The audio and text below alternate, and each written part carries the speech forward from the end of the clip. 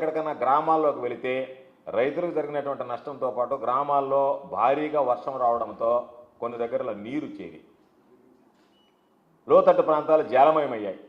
వాళ్ళని పునరావాస కేంద్రాలకు తరలించడం కానీ, వాళ్ళకు అవసరమైనటువంటి భోజన వసతి సదుపాయాలు కల్పించడం కానీ ఎక్కడా కూడా ఇటు ప్రభుత్వం కానీ, ఇటు అధికారులు కానీ, అధికార పార్టీ నాయకులు కానీ అందరూ కూడా వైఫల్యం చెందారు. ఇటువంటి పరిస్థితుల్లో ఏది ఏమైనా ఈ జిల్లాలో వైఎస్ఆర్ కాంగ్రెస్ పార్టీ శ్రేణులు అధికారంలో లేకపోయినా, ప్రతిపక్షంలో ఉన్నా ప్రజలకు సంబంధించి ఎక్కడైతే అవసరం ఉందో వాళ్ళకి సేవలు అందించడంతో పాటు అవసరమైనటువంటి భోజన వసతి సదుపాయాలు కల్పించి ప్రజలకు అండగా నిలవడం జరిగింది. జిల్లా వైఎస్ఆర్ కాంగ్రెస్ పార్టీ శ్రేణులకి ఈ సందర్భంగా హృదయపూర్వకమైనటువంటి అభినందనలు, ధన్యవాదాలు తెలియజేస్తున్నాను. ఈరోజు గ్రామాల్లో పర్యటిస్తే రైతులకు సంబంధించినటువంటి నారుమళ్ళు పూర్తిగా దెబ్బతినిపోయాయి. దాదాపుగా నారులు మునిగిపోయాయి. కొంతమంది వరి నాట్లు పూర్తి చేశారు. వరి నాట్లు పూర్తి చేసినటువంటి రైతులకైతే అవి కొన్ని దగ్గర పనికి రాకుండా పోయాయి.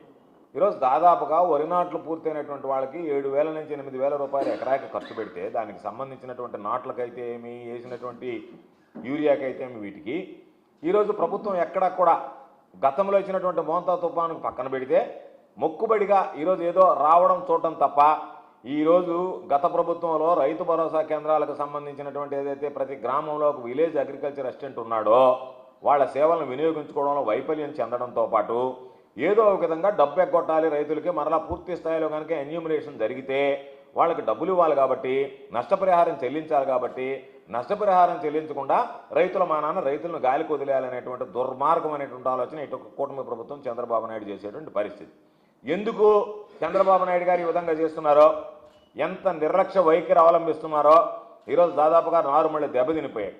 గతంలో మేము గర్వంగా చెప్తున్నాం, డిసెంబర్ 7వ తేదీ గత 2023లో ఇదే విధంగా తుఫాను వస్తే, వర్షాలు వస్తే ఆ రోజు నేను వ్యవసాయ శాఖ మంత్రిగా ఉన్న జగన్మోహన్ రెడ్డి గారు ఆదేశాలు ఇచ్చాడు. వర్షం ఆగిపోయే లోపల ఎక్కడెక్కడ నారుమళ్ళు దెబ్బతింటాయని ముందుగానే అధికారుల చేత ప్రణాళిక సిద్ధం చేయించి 9వ తేదీ కల్లా పక్కన ఉన్నటువంటి కర్ణాటక రాష్ట్రం నుంచి, తెలంగాణ రాష్ట్రం నుంచి మన దగ్గర ఉన్నటువంటి వాళ్ళతో పాటు ఏపీ సీడ్స్కి బాధ్యత అప్పచెప్పి వాళ్ళ ద్వారా విత్తనాలు సేకరించి 9వ తేదీ 10వ తేదీ నుంచే విత్తనాల పంపిణీ ప్రారంభించడం జరిగింది. ఈరోజు ఆ పరిస్థితి కనిపించడం లేదు. కనీసం ఈ జిల్లాకు సంబంధించిన తీవ్రమైనటువంటి నష్టం జరిగితే చంద్రబాబు నాయుడు గారు ఏమన్నా సమీక్ష చేశాడా, ఏమన్నా ప్రకటన చేశాడా? రైతన్నా మీకోసం అని చెప్పి అనేక రకాలైనటువంటి కార్యక్రమాలు నేను నిర్వహిస్తున్నానని చెప్పి గొప్పలు చెప్పుకోవడం తప్ప ఎక్కడన్నా రైతాంగాన్ని గురించి ఆలోచన చేసేటువంటి పరిస్థితి ఉందా? రైతుల్ని పట్టించుకుంటుందా? రైతుల గురించి ఆలోచన చేస్తుందా? కాబట్టి కూటమి ప్రభుత్వానికి వ్యవసాయం అంటే నిర్లక్ష్యం, రైతులంటే ఏహ్యభావం అనేటువంటిది మరొకసారి స్పష్టమైంది. దాంతోపాటు ఈరోజు గ్రామాల్లో పర్యటిస్తే యూరియా కష్టాలు, సిగ్గుపడాలి.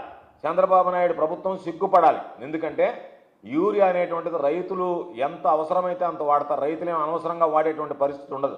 కానీ రైతులు ఎక్కువ యూరియా వాడుతున్నారనే నెపంతో ఎప్పుడు లేనటువంటి విధంగా చంద్రబాబు నాయుడు గారు యూరియా కార్డులు ఇచ్చి వ్యవసాయం మీద, రైతుల మీద తనకెంత నిర్లక్ష్యం ఉందనేటువంటిది మరొకసారి తన భావాన్ని, రైతు వ్యతిరేక అనేటువంటి భావాన్ని మరొకసారి చాటు చెప్పుకున్నాడు. ఈరోజు మీరు కార్డులు ఇచ్చారు, వాళ్ళు తీసుకుని ఆ కార్డులు వెళితే ఈరోజు దుకాణాల దగ్గరికి పోతే దుకాణాల్లో ఏమంటున్నారు? యూరియా ఒక బస్తా రాస్తున్నారు. దాంతోపాటు మీరు ఖచ్చితంగా గుళికలు కొనాలి, బస్తాకు మీకు కావాలంటే 350 రూపాయలు డబ్బులు చెల్లించాలి. అంటే ఒక బస్తాకు 900 రూపాయలు వసూలు చేసి యూరియా బస్తా ఇచ్చేటువంటి పరిస్థితి. అది కూడా అక్కడ ఎంటర్ చేసి 3 బస్తాల్లో ఎంటర్ చేసి. అంటే మీరు తీసుకున్నటువంటి నిర్ణయాలు రైతులకు మేలు కలిగిస్తున్నాయా? రైతుల్ని దోపిడీకి గురవడానికి మార్గం సుగమం చేస్తున్నారా? దళారులు, వ్యాపారులు, ఎరువులకు సంబంధించినటువంటి దుకాణదారులు వీళ్ళ కోసమే మీరు పనిచేస్తున్నారు అనేటువంటి అనుమానం ఈరోజు ఖచ్చితంగా కలిగేటువంటి పరిస్థితి రైతుల్లో ఉంది. యూరియా కావాలి అంటే ఒక పక్క షాపుల్లో దోచుకుంటున్నారు, ఒక పక్క సొసైటీలకు కానీ వాటికిస్తే సొసైటీ ప్రెసిడెంట్ కానీ సొసైటీకి సంబంధించినటువంటి వ్యక్తులు చెప్పేది యూరియా నేరుగా తీసుకెళ్ళి తెలుగుదేశం నాయకుల ఇళ్లలో దించండి, వాళ్ళ ఇళ్ల ముందు వెళ్ళి తీసుకోవాలా. అంటే ఎవరైతే తెలుగుదేశం పార్టీకి దాసోహం ఉంటారో వాళ్ళకి మాత్రమే యూరియా, లేదంటే తెలుగుదేశం పార్టీ నాయకులు దానికి సంబంధించినటువంటి దాంట్లో బ్లాక్ మార్కెట్లో యథేచ్ఛగా ఇష్ట ప్రకారంగా ఈరోజు అమ్ముకునేటువంటి పరిస్థితి ఏర్పడింది. దానిని కనీసం నివారించలేకపోయారు, నిరోధించలేనటువంటి పరిస్థితుల్లో ఉన్నారు.